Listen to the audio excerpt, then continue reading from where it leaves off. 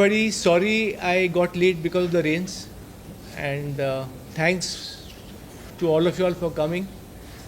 Uh, this mic is here. This is our mic. Hello, good evening everybody. Thanks. आवाज नहीं आ रहा है? From the mic. हाँ mic से आएगा. Let the mic be on. Let the mic be on. Good evening, everybody. Thank you for coming. It's been raining, but so kind of you that you all could come. And I'm sorry I've got late because of the rains.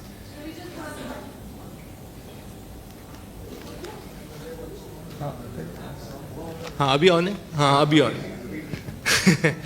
Thank you, thank you. Good evening, everybody. Thank you for coming. It's been a rainy day. I got late, so I'm very sorry. And I had to pick up Mr. Vanjara Saab, and he would also like to speak and address this meet.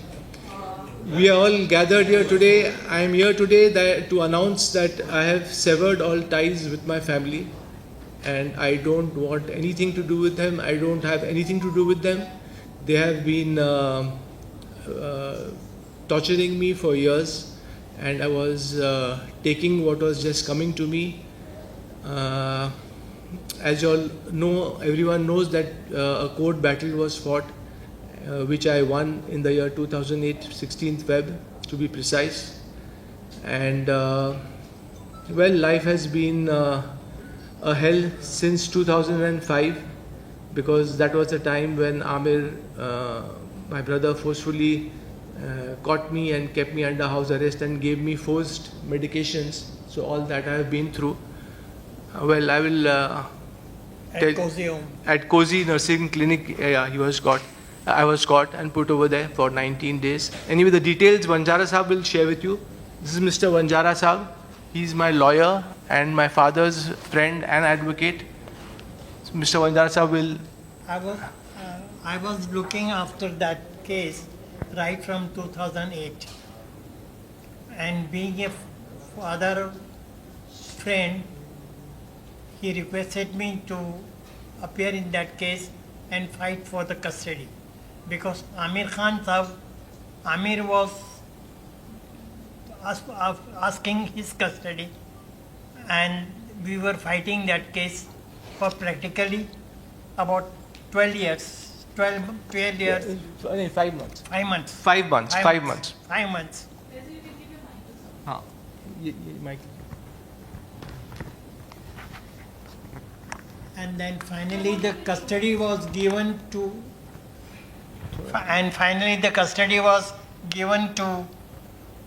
Tahir Hussain Saab, and then afterward court has allowed the custody to Tahir Hussain Saab, and then afterward he requested that you should go and take the certificate from the JJ hospital. And even JJ hospital also, Mr. Faisal Khan was for 21 days. 21 days. Around 20 Around days. 21 days. And thereafter, from JJ hospital also, the clean sheet has been given, and that he is not suffering from schizophrenia. That is the only thing was there, and that was their case only, that he is mad, he is not keeping well, and that's why he has been locked up in Cozy Home for a long time. Cozy Nursing Home. Cozy Nursing Home. That was the But इससे पहले Dr. Harish Shetty. हाँ बंजारा साहब, इससे पहले इससे पहले जो हुआ था ना, जो मुझे आमिर ने फोर्सफुली मेडिकेशंस दिए 2005 में, और 2005 जब आपके आने से पहले भी. Yes. आप तो 2008 में अब्बाजान के साथ आए थे. Yes. कोर्ट में, तो वो आपने लेकिन उससे पहले जो मेरे साथ हुआ था, मेरा जो फैमिली ने गलत मेडिकेशन दिया, मुझे टॉर्चर किया, कोजी नर्सिंग होम में बंद किया, डॉक्टर हरीश शेट्टी ने वहाँ मुझे एग्जामिन किया, और उनका पहला लाइन था डॉक्टर हरीश शेट्टी का कि इसकी गुर्मी निकालनी है. नाउ गुर्मी is a Marathi slang, and that means के doctor Harish Shetty wanted to remove my pride, remove my ego, and मुझे शौक हुआ कि कोई डॉक्टर ऐसा बोल सकता है.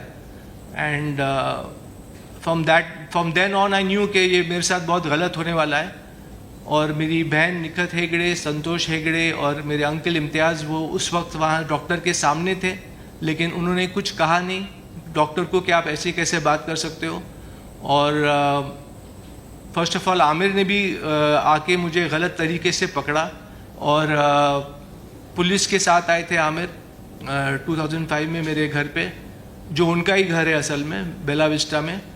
और उन्होंने मुझे धमकी दी कि अगर तुम नहीं चलोगे साइकेट्रिस्ट के पास तो तुमको दूसरे रूम में डॉक्टर है, वो तुम्हें इंजेक्शन देगा, तुम्हें अनकॉन्शियस करेगा और तुमको ज़बरदस्ती लेके जाया जाएगा मेंटल इवैल्यूएशन कराने के लिए। तो मैं तो शॉक में भी था और मैंने आमिर को उस वक्त बोला कि ये सब करने की क्या ज़रूरत थी, अगर तुमको मेंटल इवैल्यूएशन करना ही था तो मुझे ऐसे ही बोल देते, मैं तो तैयार था। और मैं उस वक्त उनके साथ चला गया कोजी नर्सिंग होम में वहाँ, और उन्होंने मेरा फ़ोन भी ले लिया, मेरे अंकल इम्तियाज़ ने मेरा फ़ोन ले लिया और मैं बिल्कुल लाचार था, हेल्पलेस था और उनके मर्सी पे था आमिर खान और फैमिली के। और फिर डॉक्टर ने जब ऐसी बात की तो मुझे मालूम पड़ गया कि मेरे साथ बहुत गलत होने वाला है और मुझे हर चीज़ सहनी पड़ेगी। लेकिन उस दिन भी मैंने उन लोगों को कहा था कि मैं एक चीटी हूँ। मेरे सिस्टर निखत और संतोष हेगड़े को मैंने कहा था कि मैं चीटी हूँ इस वक्त, लेकिन एक दिन आएगा जब चीटी भी हाथी को मार गिराएगी, और शायद वो दिन आज आ गया है। मैं सबके सामने ये कहना चाहूँगा कि मेरे साथ बहुत गलत हुआ और मैंने बहुत सहा उनकी और उनके टॉर्चर को सहा मैंने। बहुत ट्रॉमेटिक टाइम था मेरे लिए। तो ये 2005 में मुझे पहले कोजी नर्सिंग होम में बंद किया गया, ज़बरदस्ती दवाएं दी की गलत सलत, और फिर आमिर 19 दिन के बाद मुझे आमिर के घर पे कैद कर दिया गया, जहाँ रूम के बाहर बॉडीगार्ड्स रहते थे और मुझे ज़बरदस्ती दवाएं दी जाती थी। और जब मैंने कोजी नर्सिंग होम में भी कहा था कि मुझे दवाइयाँ की ज़रूरत नहीं है, तब भी मुझे फोर्सफुल मेडिकेशन दिया। एक ड्रग का नाम है सेरेनेस, जो उसका टेस्ट भी नहीं आता है और वो कलरलेस भी रहती है, वाटर के कलर की रहती है। तो वो बॉडीगार्ड सब लोग मुझे वो दवाई देते थे, पानी में इंजेक्शन के थ्रू बॉटल में डालते थे, और मुझे पानी और खाना तो खाना ही था ज़िंदा रहने के लिए। तो जब मुझे एहसास हुआ कि मैं 20-20 घंटे सो रहा हूँ, तो मैंने मेरी सिस्टर को बुला के कहा कि मुझे पता है कि तुम लोग मुझे दवाइयाँ दे रहे हो चुपचाप, तो मैं ये ओवरडोज हो सकता है and I can lose my life, मैं अपनी जान खो सकता हूँ। तब मैंने डॉक्टर से रिक्वेस्ट किया और दिक्कत को रिक्वेस्ट किया कि मैं जो आप लोग दवा मुझे फोर्सफुली दे रहे हो, मैं उसको लेने के लिए तैयार हूँ, क्योंकि मैं नहीं चाहता था कि मुझे ओवरडोज हो जिससे मेरी जान को ख़तरा था। तो ये सब टॉर्चर हुआ। फिर आमिर के घर पे मुझे 1 साल बंद किया गया ज़बरदस्ती, और दवाएं तभी भी चालू थी। तो फिर मेरा वज़न भी बढ़ते जा रहा था, 103 किलो हो गया था मैं। और फिर 1 साल के बाद मैंने आमिर को कहा कि आप लोग ने कहा था कि 1 साल के लिए आप लोग ने कहा था कि आप लोग मुझे कैद करेंगे, तो अब 1 साल हो गया है, 2006 का वक्त था वो। और मैंने बोला कि मुझे फिर से जो आपका दूसरा घर है जहाँ मैं रहता था, जहाँ आप लोग ने मुझे फोर्सफुली पिकअप किया था बेला विस्टा में, वहाँ भेजा जाए। तो आमिर ने मुझे अलाउ किया कि मैं वहाँ जा सकता हूँ। उन्होंने कहा, क्योंकि 1 साल में मैंने कुछ ऐसे ही उनको मौका ही नहीं दिया था कुछ मेरे अगेंस्ट करने का। तो 1 साल के बाद मुझे घर जाने दिया वापस।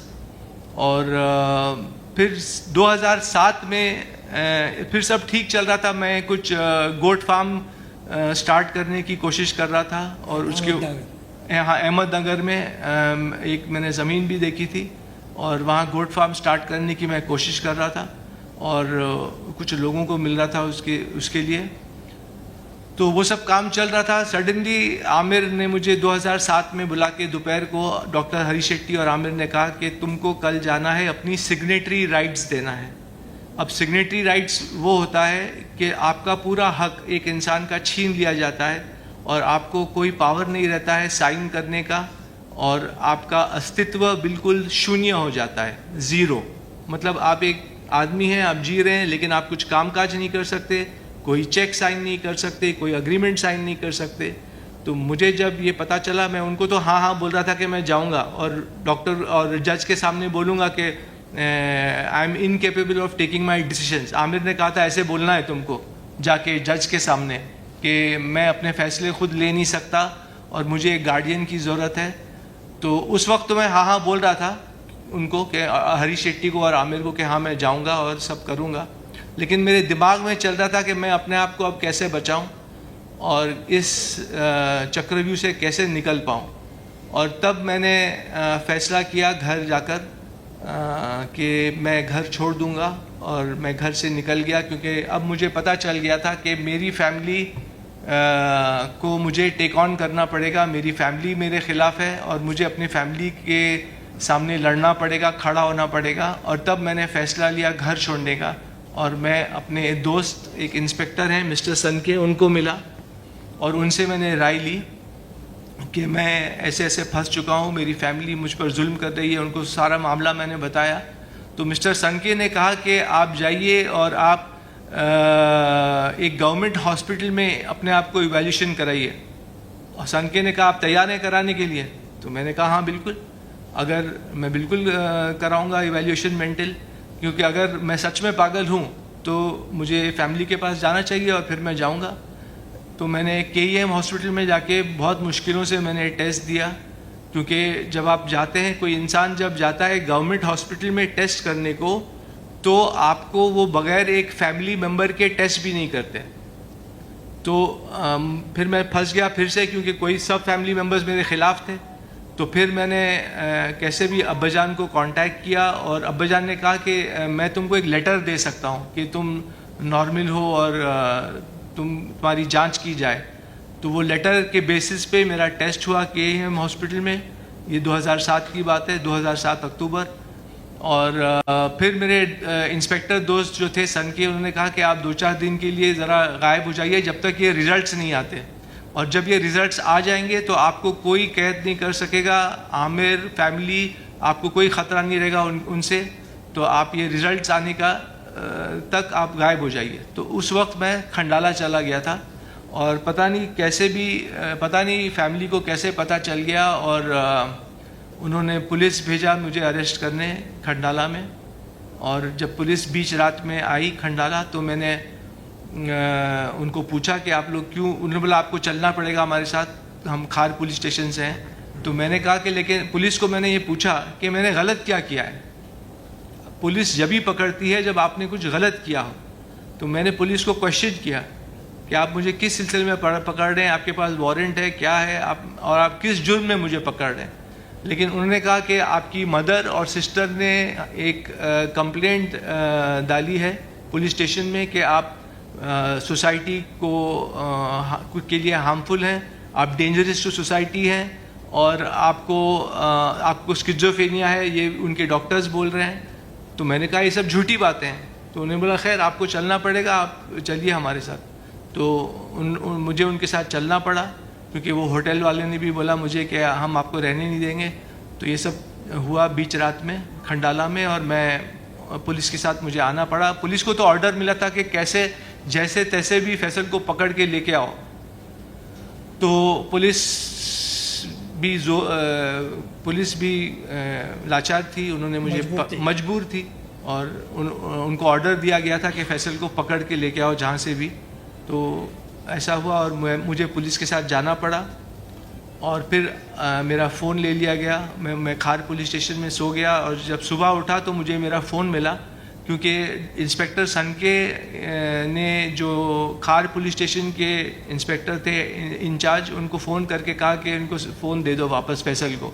तब मुझे मेरा फ़ोन मिला और मुझे पता चला कि मुझे कोर्ट में लड़ना है केस। अभी मेरी मदर जीनत ताहिर हुसैन और निखत हेगड़े ने केस डाल दिया है आपके ऊपर, तो आपको केस लड़ना पड़ेगा। तो तब मैं फ़ोन खोल के मैंने जो ABCD ए अल्फ़ाबेट से स्टार्ट किया और मैंने फ़ोन लगाया अब्दुल रहमान को, जो देवनार चेंबूर में स्लॉटर हाउस में वो कुछ प्रेसिडेंट थे उस वक्त। तो वो मेरे साथ गोट फार्मिंग का जो मैं खोलना चाह रहा था फार्म, वो उसमें इन्वॉल्व थे और वो मुझे गाइड कर रहे थे। तो उन्होंने कुछ वक्त मेरे साथ बिताया था उस वक्त। तो उन्होंने जब सुना कि मेरे ऊपर केस आ गया है, तब मैंने उनको बोला कि मुझे एक वकील की ज़रूरत है। तो उन्होंने मुझे बोला ठीक है मैं आपको मिलता हूँ 10 बजे इधर बैंड्रा ईस्ट के कोर्ट में और एक वकील के साथ मिलता हूँ। तो तब जाके एक वकील मिस्टर ऐसे वासिद आए, उन्होंने मेरा केस टेक ऑन किया और फिर जब मैं कोर्ट में गया उस वक्त पेश हुआ तो मुझे पता चला कि I need some person to stand a guarantee for me. तो खैर कैसे तैसे भी करके मैंने एक इंसान आए जो मेरे लिए खड़े हुए गारंटर, और तब तब वकील साहब ने जज साहब ने मुझे भेजा जे हॉस्पिटल में फिर से टेस्ट करने। वो तो बोलते थे कि तुम्हारी फैमिली तो बोल रही है कि तुम स्किज़ोफ्रेनिया हो, लेकिन जज साहब ने बोला हम भी कोर्ट भी देखना चाहेगा ना कि तुम पागल हो कि नहीं। तो मेरा जे हॉस्पिटल में मुझे फिर से 20 दिन के लिए रखा गया, लगभग 20 दिन, और वहाँ मेरा पूरा टेस्ट हुआ। वो फिर कोर्ट केस लड़ा गया। फिर वंजारा साहब भी मुझे मिलने आए मेरे डैडी के साथ जे हॉस्पिटल में। वहाँ मैं उनको पहली बार मिला और मेरे डैडी ने कहा कि ये लॉयर हैं मिस्टर वंजारा, एडवोकेट, और ये तुम्हारा केस भी लड़ेंगे, मेरे साइड से खड़े रहेंगे, मतलब अब्बाजान के साइड से। और तब कस्टडी बैटल शुरू हुई। आमिर चाहते थे कि वो मेरी कस्टडी ले, आमिर और फैमिली चाहती थी कि वो मेरी कस्टडी लें और मुझे फिर से दवाइयाँ खिलाएं। लेकिन क्योंकि वंजारा साहब थे और अब्बाजान मेरे लिए खड़े हो गए थे, तो जज ने, जो नेचुरल गार्डियन होता है फादर, उनके फेवर में डिसीजन दिया और मुझे कस्टडी मेरे फादर को मिली। और जज साहब ने ये भी कहा, मैंने आप लोग को एक वर्डिक्ट भी दूंगा, जो कोर्ट का वर्डिक्ट है वो आप लोग उसके थ्रू जा भी सकते हैं, कि जज के कोर्ट ने मुझे क्लीन चिट दी है, मैं केस जीता। और जज साहब ने मुझे एक तो टेस्ट कराया जे में, और फिर मुझे कुछ कंडीशंस रखी थी कि मैं रोज़ जाके पुलिस स्टेशन में हाज़िरी दूं, और जो भी जज साहब ने कहा था मैं पूरा उसके ऊपर मुकम्मल उतरा और मैं सब करते गया। और फिर जब अब्बाजान के ऊपर प्रेशर पड़ा मॉनिटरी, तो अब्बाजान ने भी मेरा साथ छोड़ दिया और उनका पैसा पानी बंद किया गया फैमिली के थ्रू।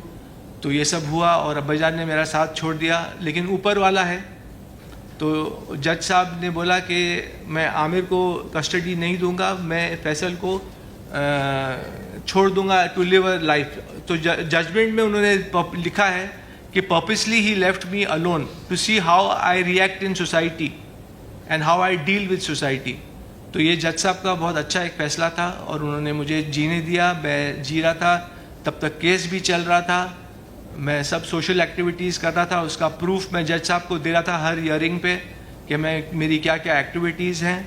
और फिर केस चला, और फिर 4 महीने के बाद Feb 16 को मुझे वर्डिक्ट दिया गया। जज ने कहा कि you are a normal person and you can live your life freely as a Indian citizen and you don't have paranoid schizophrenia. और ये सब करके मुझे एक क्लीन चिट मिली, मैं केस जीत गया, केस मेरे हक में गया, और तब मैं अपने कामों में फिर से लग गया। तो ये पूरी स्टोरी थी। और जो मेरे साथ हुआ, तो मुझे बहुत टॉर्चर सहना पड़ा इस दौरान। फिर मैं घर से बाहर रहा और बस ज़िंदगी चलती गई। मैं अपने काम काज में व्यस्त हो गया, बिज़ी हो गया, काम ढूंढने की कोशिश कर रहा था। उस दौरान कुछ लोग पूछते हैं मुझे कि मुझे पैसा कहाँ से मिल रहा था, मैं कैसे जी रहा था। तो मेरी कुछ पॉलिसीज़ थी, LIC पॉलिसीज़, PPF फंड, जो मैंने तोड़ा। फिर एक शख्स थे हारून भाई, जिन्होंने जिनको मेरी कहानी पसंद आई, उन्होंने मुझे साइन कर लिया था उस वक्त एक पिक्चर के लिए। तो वहाँ से पैसा आया। जो ज़मीन मैंने ख़रीदी थी उस वक्त गोट फार्म के लिए अहमदनगर में, मैंने वो डील कैंसिल की, वहाँ से थोड़ा पैसा आया। एक बिग बॉस करके एक शो है जो मुझे बहुत लेना चाह रहा था उस वक्त, तो उनसे थोड़ा साइनिंग अमाउंट मिला मुझे। मैं शो में तो गया नहीं, लेकिन साइनिंग अमाउंट मुझे मिला करीब 4 लाख उस वक्त। तो ये सब से मेरा गुजारा चल रहा था, मेरा गुजर चल रहा था, और मैं एक रिस्पेक्टफुल ज़िंदगी जी रहा था। तो ये सब मामले चले, और फिर ज़िंदगी चलती गई। और फिर मैंने आमिर को एक बार जाके बोला कुछ सालों के बाद, 2-3 सालों के बाद, कि मुझे कोई काम नहीं दे रहा है क्योंकि सब लोग समझ रहे हैं मैं पागल हूँ।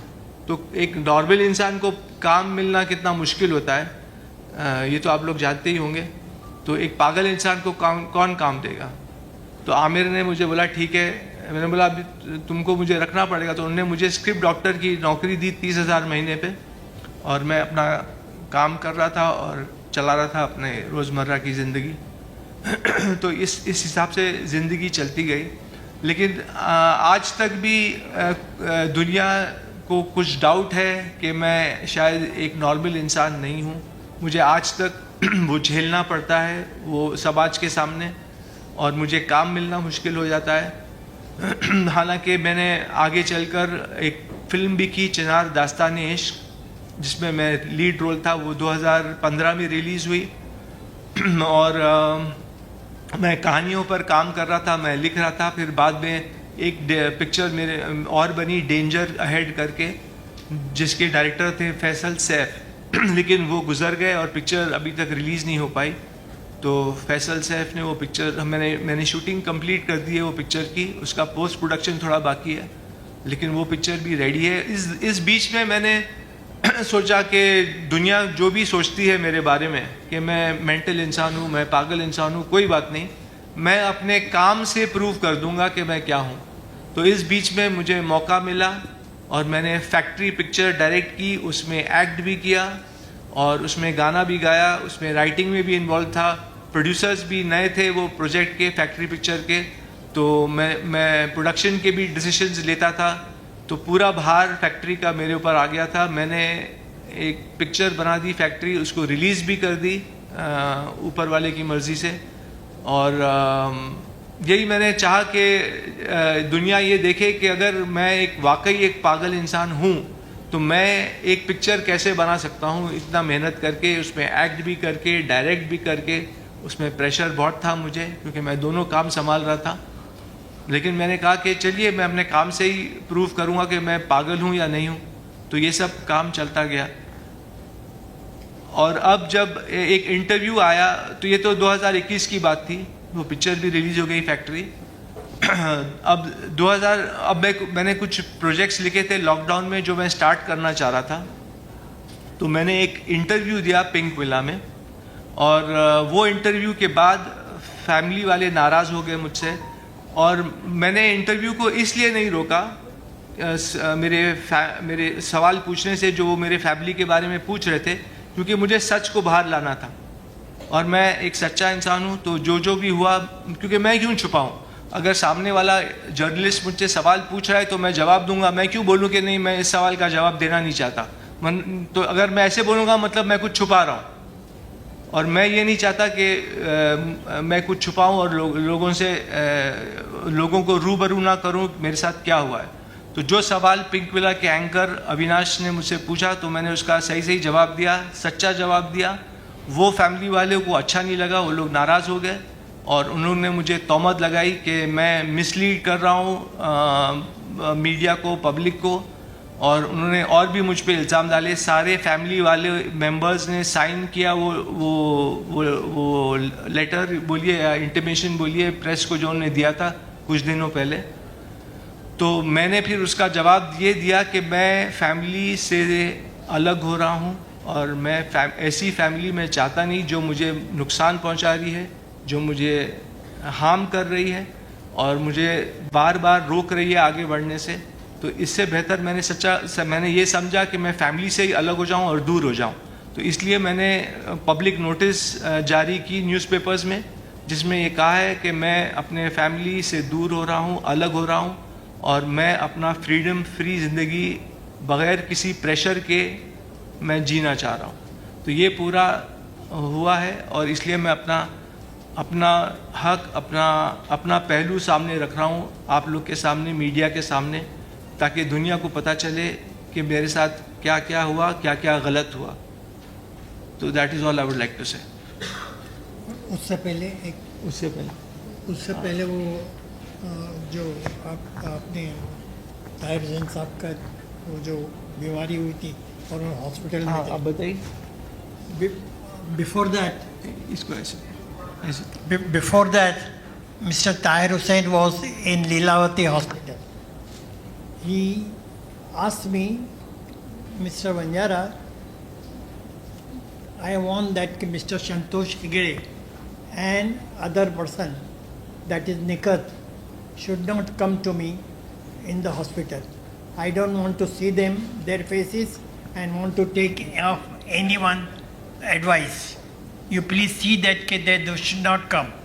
That was the person, Santosh Hegde and the Nikat, as they were involved with the family members and teaching them bad things and putting the bad things in the Amir ears. So it's what he wanted, that they should not come to in the hospital. But according to me, being Amir, though he is an intelligent person, make a good film also, and he came under their impressions and listened to them, especially Santosh Hegde and Nikat. That is the only thing I want, and I want to request you that accordingly, on the point of now that Mr. Harish Shetty, he is a renowned psychiatrist. I will be seeing that on that point, and will be writing to the medical council that his license to be cancelled as a doctor. That is our request. That is, I am telling on behalf of Mr. Faisal Khan. That we will be doing, and after that, after the public notice, we wanted to file a writ petition in the Honorable High Court after the 30 days of the public notice, and accordingly notice will be issued to them, and in that writ petition they have to file their affidavit. There is no alternative.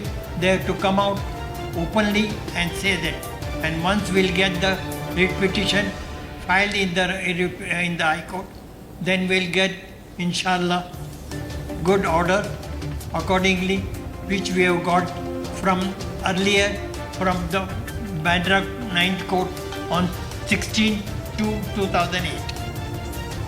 I think so. 16 to Feb 16th, 2008. 16 to Yeah, yes, Feb 16, 2008. And I have got the copy of that also.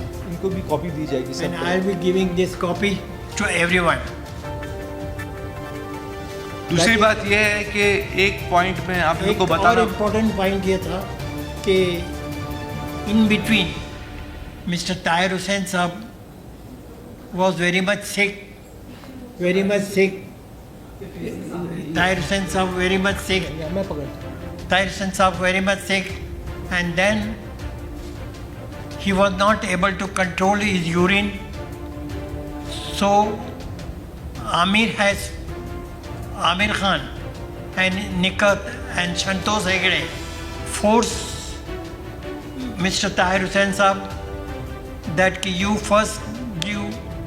There was one woman to whom he has got married earlier, that is Mrs. Shahnaz. She was a Bori.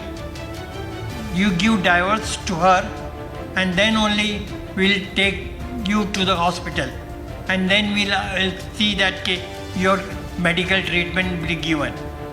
That is a very bad thing which I came to know afterwards, but because I was not involved in the family matters and all this thing, but I came to know in the last time from the mouth of the Mr. Nasir Hussain Saab. That is the only thing. And I asked him that you married Mr. Shahnaz, so what was your mahar and iddat amount? Whether you have paid or not. So bole, no, I have not paid. That is a pressure, and that was these things on my head which I have to do it. But unfortunately, he could not do it. That is the only thing. And then after High Court filing in the petition in the Honorable High Court. Then accordingly we will move to the Medical Council to cancel the license of Mr. Harish Shetty, who is a renowned psychiatrist. That is my humble thing which I want you people to mention in your press conference. Thank you. और दूसरी बात ये है कि आप लोग पूछेंगे कि फैमिली ऐसे ही क्यों टॉर्चर करने लग गई।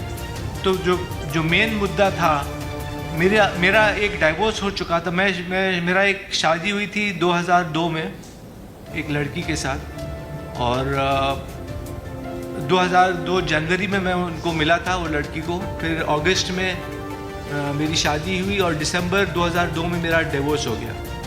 तो तब से मेरा फैमिली प्रेशर डाल रहा था मुझ पर कि मैं मेरी आंटी से शादी करूं, फैमिली में मेरी मदर की फर्स्ट कज़न, और मैं ये बिल्कुल नहीं चाह रहा था।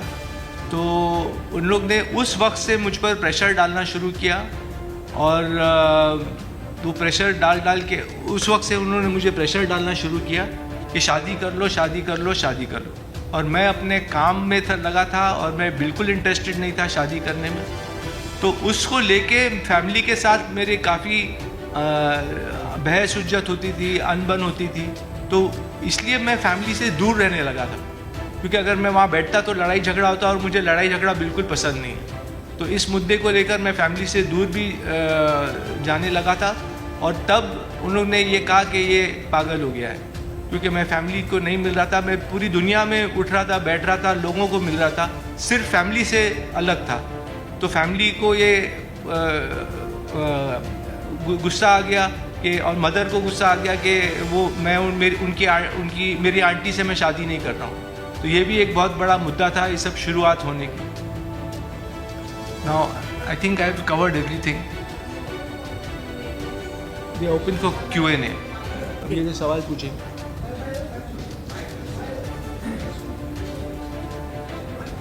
कौन सा भाई?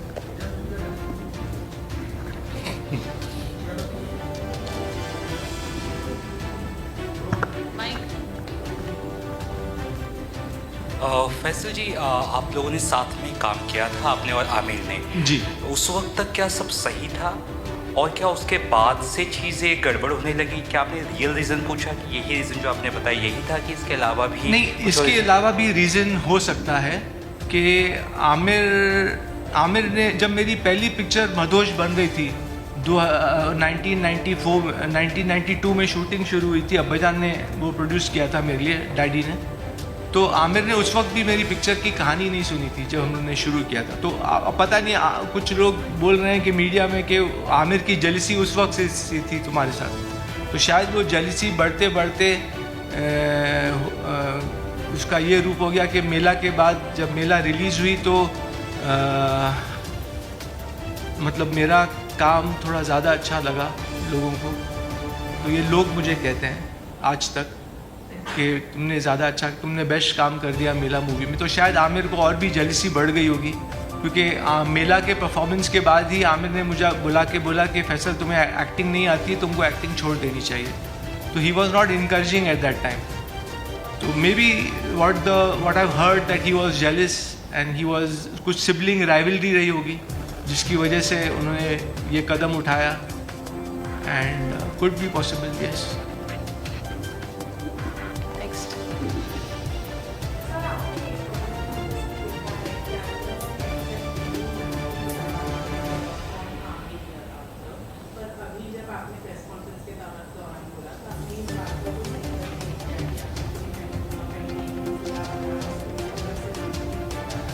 जी, ये अच्छा सवाल आपने पूछा। नहीं, मुझे एक मेंटेनेंस मिलता था जब मैं घर वापस लौटा। तो पहले तो मुझे 30,000 पगार मिलती थी, जो मैं स्क्रिप्ट डॉक्टर था मैं, तो तब मिलती थी। फिर आमिर ने एक दिन मुझे बुला के बोला कि फैसल मैं तुमको नौकरी से निकाल रहा हूँ, तो no need to come to the office. तो maybe he felt I was not working hard enough और वॉट एवर।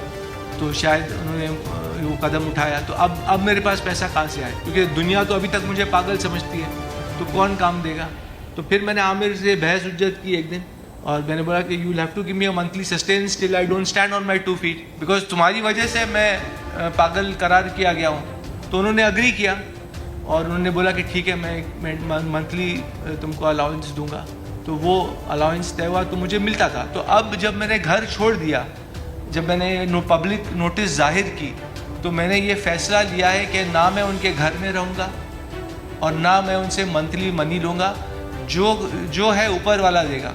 मैं मेहनत करूँगा, मैं अपना जो भी मैंने सीखा है फिल्म लाइन में, मैं एक पिक्चर डायरेक्ट भी कर चुका हूँ, तो मैं डायरेक्शन की तरफ जा रहा हूँ और मैंने एक नए प्रोजेक्ट पे भी काम की है। कुछ एक्टर्स को भी हम लोग ने सुनाए हैं कहानी, जो अभी मतलब 14 एक्टर्स हमारे लिए राज़ी भी हो गए हैं। तो मैं अपना खुद मेहनत करूँगा और अगर ऊपर वाला चाहेगा तो मैं पिक्चर भी डायरेक्ट करूँगा और एक्टिंग भी कर सकता हूँ। कुछ रोल्स ऑफर होंगे तो I am open to everything. तो अभी मैं पैसा नहीं लूँगा आमिर से, ना उनके घर में रहूँगा। जी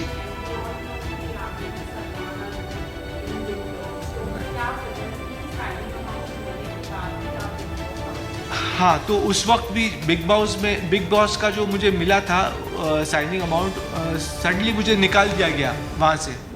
तो मुझे पता चला कि आमिर ने कुछ स्ट्रिंग्स पुल किए और उनकी वजह से ही मुझे निकाला गया। जब उनको पता चला कि मैं बिग बॉस में जाऊंगा उस वक्त और मैं सब दुनिया के सामने अपना जो भी पेश करूंगा, जो आज मैं पेश कर रहा हूं, तो वो डर गए और उन्होंने मुझे बिग बॉस से निकाल दिया।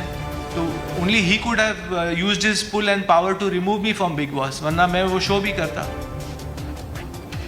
और कुछ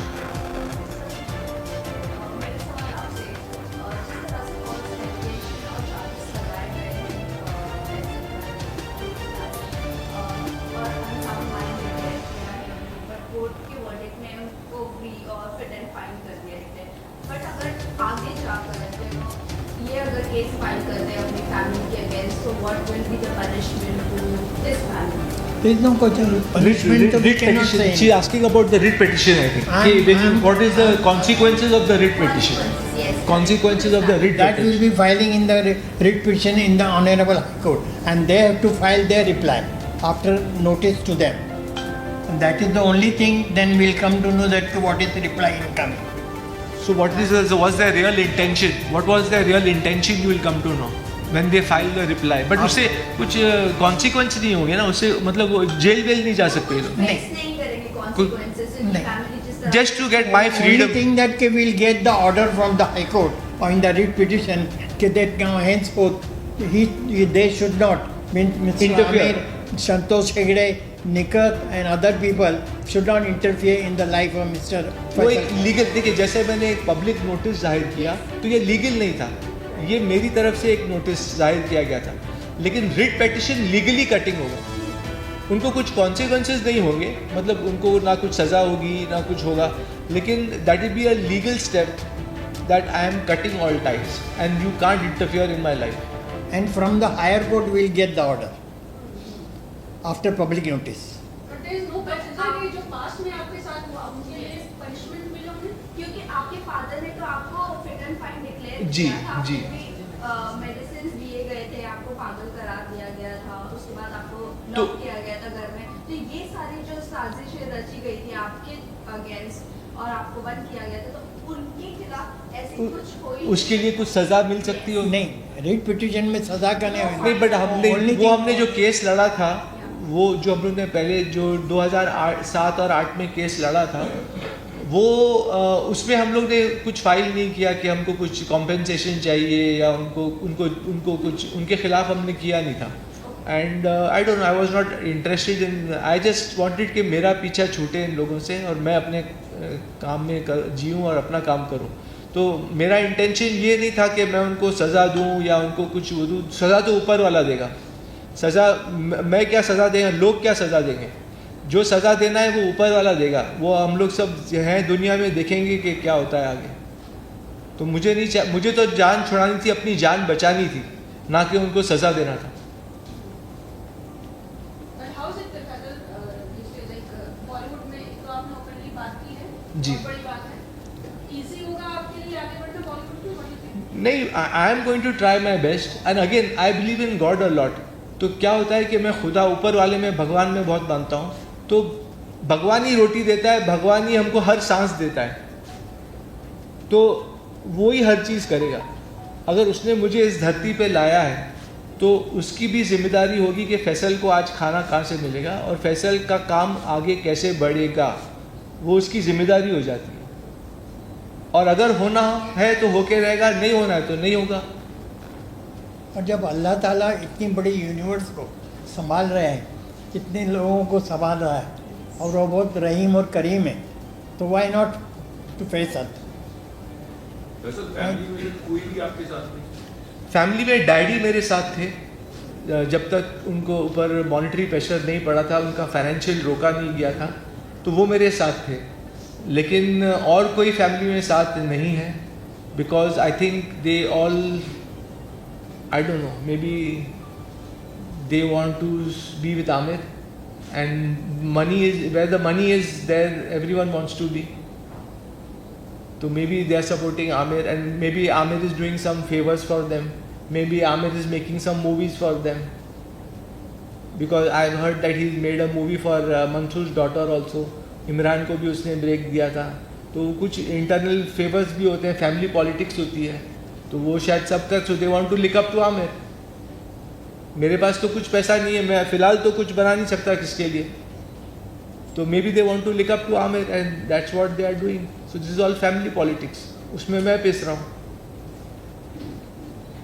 और उसके अंदर सबसे मेन रोल जो है मिस्टर संतोष हेगड़े एंड निकल। या मैं, आप लोग ने एक एनिमल पिक्चर देखी होगी जो बहुत हिट हो गई थी, उसमें मैं तो सल्यूट करता हूँ संदीप वांगा रेड्डी को। उन्होंने इतनी अच्छी तरह आजकल के रिलेशनशिप्स को दिखाया है, जहाँ उसमें भी अगर आप देखें तो एल्डर सिस्टर कैसे बिहेव करती है और उसका ब्रदर इन लॉ कैसे बिहेव करता है। तो very good, I salute Sandeep Vanga Reddy for the film Animal. I could relate to the film so much कि ऐसे हो रहा है मेरे साथ भी, कि मेरी बड़ी सिस्टर और उसके मेरा ब्रदर इन लॉ कैसे बिहेव कर रहे हैं मेरे साथ। तो बहुत अच्छी तरह से पेश किया संदीप वांगा रेड्डी ने एनिमल पिक्चर को। मैंने 2-3 बार देखा वो पिक्चर जाके। आपकी डैडी की प्रॉपर्टी में कुछ हिस्सा मिला? जी, डैडी के प्रॉपर्टी से मुझे कुछ हिस्सा मिला था और वो मैंने यूज़ अप कर लिया पिक्चर बनाने में और अपने काम में प्रूव करने को। जो फैक्ट्री पिक्चर मैंने बनाई थी तो उसमें यूज़ हो गया, और कुछ मैंने रखा भी है, थोड़ा कुछ पीपीएफ बनाया था वापस, तो कुछ वहाँ भी इन्वेस्ट हुआ है थोड़ा पैसा। सर पूछना था, अगर कल होकर के आमिर जी बोले जो हुआ भुलिया हमेशा काम करते हैं। जी, एक सेकेंड सर। अगर अमित सर कल जिसे प्रेस को सामने किए, कल उन्होंने बोला कि जो हुआ उसे भुलिया नई जिंदगी की शुरुआत करते मिल करके, तो क्या अपने साथ में काम कर रहेंगे साथ में? डिपेंड्स कि वो किस तरीके से माफ़ी मांगते हैं मुझसे, और फिर मैं तो चाहूँगा कि वो दुनिया के सामने भी आके माफ़ी मांगे। सिर्फ मेरे साथ रूम में बैठ के माफ़ी ना मांगे, यहाँ सामने आके बैठें और बोलें कि दुनिया को बोलें, प्रेस को बोलें कि मैं गलत था। क्योंकि रूम में तो कोई भी माफ़ी मांग देगा, मैं साथ में हो जाऊँगा तो ऐसा लगेगा कि फैसल क्या कर रहा है यार, कभी बोलता है कि हाँ मैं मिलूँगा, कभी बोलता है मैं छोड़ रहा हूँ फैमिली को। आके दुनिया के सामने अगर गलती तुम इकरार करोगे तो ही मैं माफ़ करूँगा, वरना मैं माफ़ नहीं करूँगा। आमिर की आपको कतली और करनी फर्क नहीं लगता? उनकी सितारे जमीन पर जी। जो स्पेशल जाए को बोलते हैं कि सोसाइटी से मिले, हाँ। वहीं आपको चाहते हैं आप सोसाइटी से दूर हो जाए। हाँ, वो तो वो नहीं चाह। आपका क्वेश्चन क्या था? वो सोसाइटी चाहे जूर था। आमिर की कतनी और करनी, कहाँ कतनी? सितारे जमीन पर वो स्पेशल चाइल्ड है, हाँ। वो चाहते हैं कि सोसाइटी से मिक्सअप हो। हाँ, वहीं आपको चाहते हैं कि पागल नहीं, हाँ, वो- सोसाइटी से दूर हो जाए। हाँ, क्योंकि मैं स्पेशल चाइल्ड नहीं हूँ, मैं तो वैसा नहीं हूँ, लेकिन वो मुझ पर जुल्म करना चाह रहे थे, शायद जेलिसी की वजह से। जो इन साहब ने कहा अभी कि शायद जेलिसी होगी कि फैसल मुझसे आगे ना बढ़ जाए कहीं, तो मैं तो स्पेशल चाइल्ड नहीं हूँ, तो वो मेरे लिए स्पेशल नहीं, वो नहीं, केस अलग हो जाता है। उनके सिविल लाइबिलिटी उनका सामने आती है और वो चाहते हैं कि इसको स्कॉच करो, इसको आगे बढ़ने ना दिया जाए। Because he could have help me when I made Factory movie also. I went to him कि यार ये पिक्चर मेरी कोई OTT में बात करिए आप, तो he didn't help me that time also. तो he is not helping me, he is harming me on every level. तो that's why I am declaring myself that I am cutting away all ties with him and my family. Anyone else? और एक और बात मैं कहना चाहूँगा कि जब फैमिली से मैं नाराज़ हुआ था तो मैंने एक लेटर लिखा था, और उस लेटर में मैंने, क्योंकि फैमिली मुझे बोल रही थी कि अरे यार तुम शादी करो, बहुत प्रेशर आ रहा था हर तरीके से। आंटी के साथ? हाँ, मेरी आंटी के साथ। तो मैंने एक लेटर भी लिखा, उसमें मैंने ये लिखा, मैंने हर फैमिली मेम्बर की मैंने उसमें लिखा कि तुम क्या हो, तुम क्या हो, तुम क्या हो। मतलब जैसे मैंने बोला निखत की 3 बार, निखत एल्डर सिस्टर की 3 बार शादी होगी, आमिर का शादी हुआ था, डाइवोर्स हो गया रीना के साथ, और फिर उनका रिलेशन था जेसिका हाइंस के साथ जिसका उनका इलीगल बच्चा भी है आउट ऑफ वेडलॉक। तो वो सब मैंने लेटर में लिखा था। किरण के साथ he was living in that time. फिर my father had got married twice, फिर my cousin sister had got married twice and divorced and married and divorced and married. तो मैं बोल रहा था यार तुम लोग मुझे क्या सलाह दे रहे हो, मतलब let me live my life how I want. तो उस लेटर में मैंने काफ़ी उनको सुना भी दिया, थोड़ा अब्यूजिव लैंग्वेज भी यूज कर दिया क्योंकि मैं गुस्से में था। तो वो भी उनको बुरा लग गया होगा शायद कि ये तो अपना सच्चाई बोल रहा है अपने साथ। जो सच्चाई बहुत कड़वी होती है तो वो फेस नहीं कर पाए। तो ये सब लेटर पे मैंने लिख दिया, तो उन लोग का गुस्सा बढ़ गया, इसलिए लड़ाई झगड़ी बनाया, छोड़ो मिलते ही नहीं। तो अब वो लोग प्रेशर डाल के बोला ये पागल हो गया, इसको पागल घोषित कर दो। तो ये सब फैमिली पॉलिटिक्स की वजह से भी ये सब हुआ था। तो आई think I have given quite a bit of explanation. और कोई सवाल है? नहीं, सही भी होंगे, नहीं सही है, इल्जाम नहीं है। व्हाट इज द फैक्ट ही से? क्योंकि कोर्ट का हमको वर्डिक्ट मिला है, हम इल्जाम नहीं लगा रहे हैं, ये हुआ है सब। अभी हाल फिलहाल में हमने ये देखा कि आमिर खान ने उनकी टीम की तरफ से भी स्टेटमेंट आया था। जी, उसके बाद आप लीगली जा रहे हैं आगे? नहीं, जो स्टेटमेंट आया था उसके बाद ही तो मेरा स्टेटमेंट आया कि मैं पब्लिक नोटिस दिया कि I am cutting all ties, I don't want to be with liars and all that. तो they are liars and they are misleading the press and the public. So I am cutting out all ties because they give a wrong reaction that I was lying. So I do not mix with hypocrites and liars, and that's why I gave the public notice that I want to cut all ties with the family. And मेरा verdict भी आप लोग पढ़िएगा क्या है। Public notice के बाद आमिर खान के फैमिली की तरफ से किसी का कॉल आया आपको? आज मेरी बहन का फोन बहुत आ रहा था, फरत का, because I was holding a press conference. I have got the on my phone, I can show you how many times she's called me. So why were they scared that I should not come and speak my mind out and my heart out? अगर तुम लोग में दम है तो तुम लोग भी प्रूफ करो। अगर तुम बोलते हो कि फैसल पागल है तो प्रूफ करो, खाली बोलो मत कि ऐसा हुआ, ऐसा करता था, वो करता था, प्रूफ लाओ। बिकॉज एंड देन वो प्रूफ उन्होंने कोर्ट के टाइम क्यों नहीं पेश किया? कोर्ट केस जब चल रहा था इन बैंड्रा तब प्रूफ देना चाहिए था। अभी वो लोग भी आके कुछ भी बोल सकते हैं कि अरे फैसल ऐसा था, ऐसा करता था, ये करता था, तो कोर्ट में पेश करो ना। At the time that when the case was going on in 9th Court Bandra, which finished on 16th of Feb 2008. In that also that they have not said anything. Nothing. So they is will be there. fabricating. If they say anything, they'll be fabricating stories. So let them fabricate. Then I will also answer.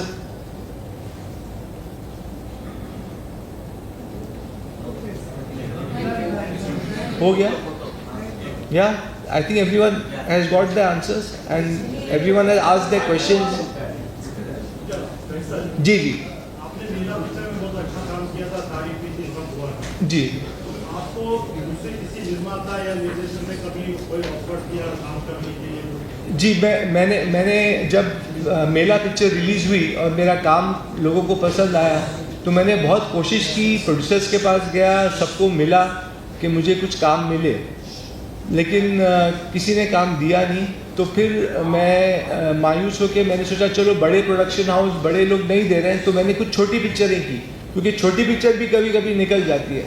तो मैंने बस्ती, काबू, border Hindustan का, चांद बुझ गया, ये सब पिक्चरें की। उस वक्त छोटी पिक्चरें थी, लेकिन मैंने सोचा कि चलो काम करते रहो, क्या पता क्या हिट हो जाए। तो मैंने काम नहीं रोका। फिर मैंने जब छोटी पिक्चरें मेरी नहीं चली तो मैंने टीवी सीरियल की तरफ भी मैं गया, मैंने आंधी टीवी सीरियल किया। तो मैं लगातार कुछ ना कुछ काम कर ही रहा था। उस बीच में ये प्रॉब्लम शुरू हो गया, शादी करो शादी करो शादी करो वाला। तो फिर वो सब प्रॉब्लम शुरू हो। या सर आपने 18 साल की उम्र में प्रेस मीटिंग करनी नहीं, मैं जब देखिए क्या होता है ना, हर चीज़ का एक वक्त मुकर्रर है।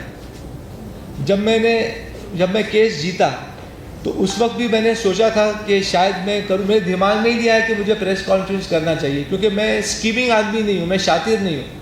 तो मैंने सोचता था कि यार कभी आएगा कि नहीं बाहर के लोगों को मालूम पड़ेगा कि नहीं कि मेरे साथ क्या हुआ है। लेकिन मुझे क्या लगता है कि हर चीज़ का एक वक्त मुकर्रर है ज़िंदगी में, वो मेरे हाथ में भी नहीं है। तो वो इतने साल के बाद, अभी जैसे मैंने एग्जाम्पल देता हूँ आपको। मैं असिस्टेंट डायरेक्टर के तौर पे इंडस्ट्री में आया था, क़यामत से क़यामत तक जो ही था वही सिकंदर और तुम मेरे हो। लेकिन फिर मैंने डायरेक्ट किया फैक्ट्री इतने सालों के बाद, तो क्यों किया वो भी मुझे नहीं, मैं तो डायरेक्शन में जा रहा था, बट पता नहीं, मैं उस बाद एक्टिंग में चला गया। अब वो क्यों हो रहा है वो ऊपर वाला जानता है। आज वो प्रेस कॉन्फ्रेंस होना था तो हो गया, और आप लोग सब यहाँ हैं। और जब वक्त, हर चीज़ का वक्त मुकर्रर है ज़िंदगी में, जैसे ज़िंदगी और मौत का भी वक्त मुकर्रर है। आप ये नहीं बोल सकते कि मैं कल मर ही जाऊँगा या मैं कल पैदा ही हो जाऊँगा, वो मुकर्रर है वक्त, वो होना है तो वो होगा। मेरे साथ जो होना था, मुझे फैमिली के थ्रू होना था, तो आई वेंट, होना था। अब मैं नहीं बोल सकता क्यों हुआ, वो तो ऊपर वाला ही जानता है कि क्यों और कब क्या होना है। आप इतना आध्यात्मिक की बात कर रहे हो, जी। आपकी बातों में इतना बार बार आ रहा है कि ऊपर वाला देगा, गॉड देगा। जी। तो आपको इतना कॉन्फिडेंस है कि ये मीटिंग करने के बाद, कॉन्फ्रेंस करने के बाद मुझे बेनिफिट होगा? बेनिफिट तो मैं नहीं चाहता हूँ, मैं खाली चाहता हूँ कि मेरा नाम क्लियर हो। मैं नहीं चाहता हूँ कि ये प्रेस कॉन्फ्रेंस इसके लिए नहीं है कि मुझे काम मिल जाए, तो मेरा काम देखकर ही काम मिलेगा मुझे, और वो वही है कि ऊपर वाला ही देगा। ये बेनिफिट ये नहीं है, बेनिफिट ये है कि मैं मेरी फैमिली से दूर हो रहा हूँ, ये मैं उसकी तरफ लीगल स्टेप्स भी लेने वाला हूँ। तो ये प्रेस कॉन्फ्रेंस उसके लिए किया गया है कि भाई मेरे फैमिली वालों, मेरे पीछा छोड़ो, और जो मेरा नाम खराब किया गया है वो सच जाहिर हो दुनिया के सामने, इसके लिए किया गया है। Okay, thank you everybody. जी खड़े होके आइए।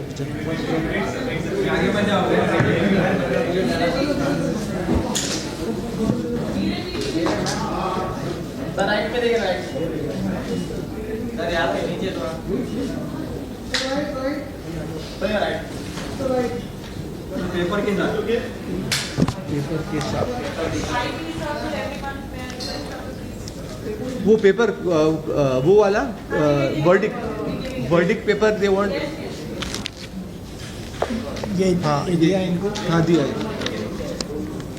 ये बच्चा, ये इसको पकड़िए आप वहाँ से side. So one on this side. So one on this side. एक वो तो उनको दे दिया है, ऐसे यहाँ देखिए।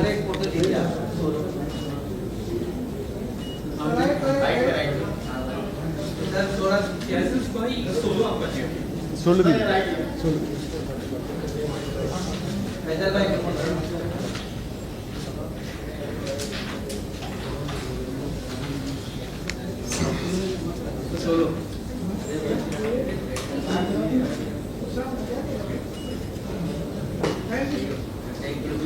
Thank you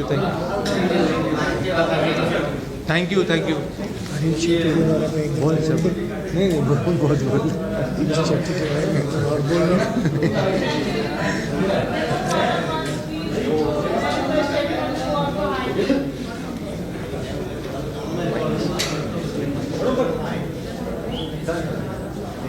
thank you.